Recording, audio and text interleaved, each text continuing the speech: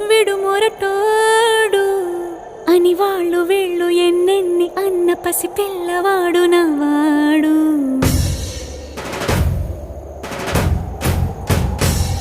విడుముండోడు అని ఊరువాడ అనుకున్న గాని మహారాజు నాకు నవ్వాడు.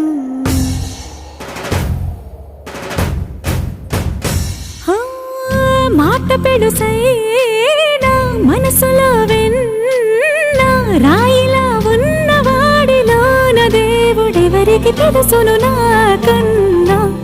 సూసేకి అగ్గిరవ్వ మాదిరే ఉంటాడే నా సావే.